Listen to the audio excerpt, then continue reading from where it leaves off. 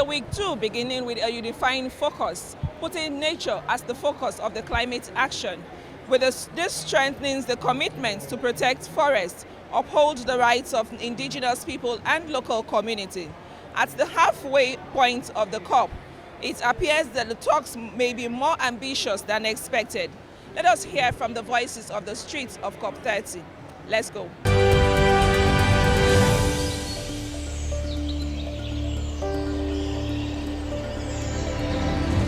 It is a very sensitive topic at this point in time because the climate change and global warming is causing acidity of our ocean, which is harming biodiversity. And without biodiversity, there is no way we can survive as human beings on the planet.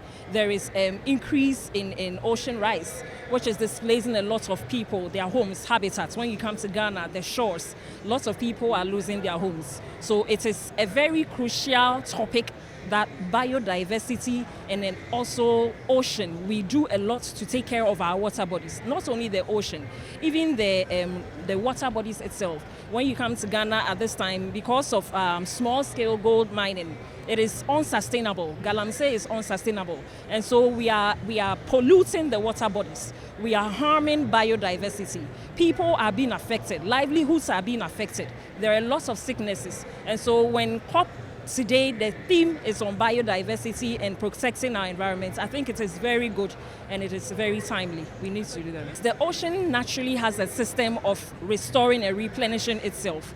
But then the rate at which we are polluting it is beyond the rate at which it does it on a natural basis. And so there is the need for man to be aware. First, we need to be aware, and then we need to be sensitized on how to protect our oceans, how not to let plastic waste just get into the ocean, how not to allow the ocean, the acidity to rise, because global warming is causing acidity. It is harming our biodiversity, and so we need to make a very conscious effort to fight this. Communities have always been known to have the close relationship with biodiversity and nature.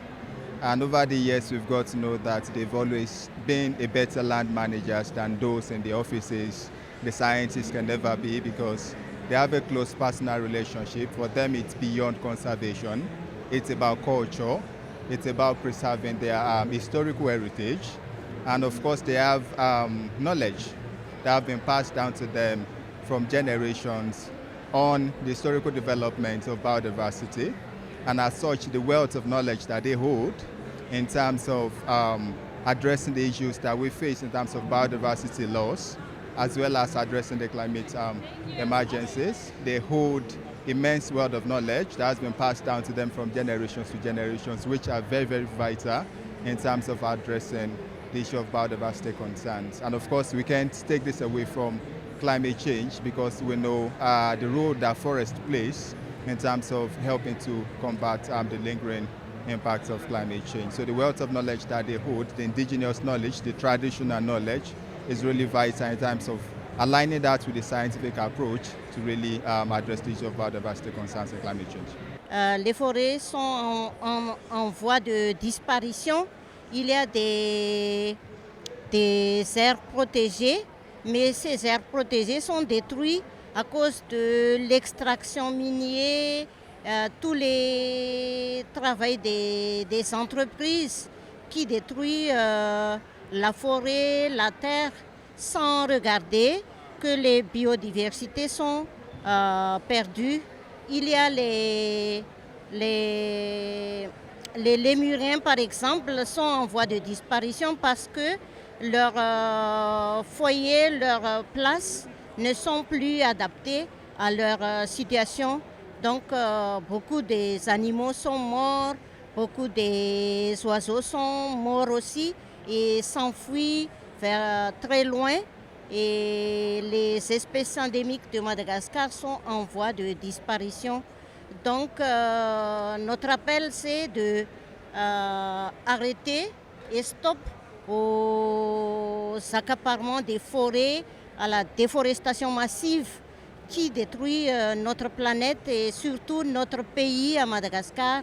Very, very important to protect the forest, because right now the forest is said to be the last resistance, the last let's say, the last force that is stopping the world being totally taken over by the impacts of climate change. The forests, of course, are an ecosystem that houses not just animals, but different species which are already going extinct. So right now the forest is very, very important, and it's very, very important that every hands are on deck to protect the forest. And that's why we really are resisting all carbon markets that propose the forest as commodities for carbon credits. It's a false solution. It's endangering the forest. It's leading to more deforestation, more forest loss, more loss of the arable land of the forest. And so we must stop and we must resist of all carbon credits and carbon mechanisms that propose the forest as the solutions, like the tropical forest facility, which is being proposed and being propagated here in COP30 and using the Amazon as an example, is a very, very terrible solution. It's going to dispossess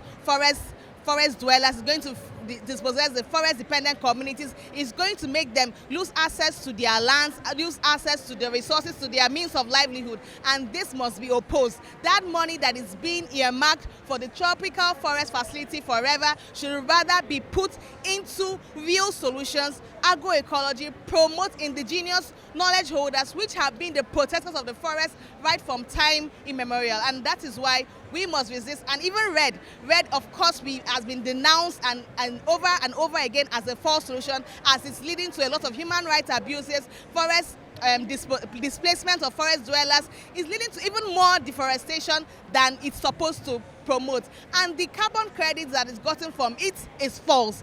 They are often exaggerated. The monies don't get to the communities, don't even get to the government. And also, they are being proposed by the polluters that have caused the climate crisis. And so it must be stopped, it must be expunged, it must be totally removed as a climate solution.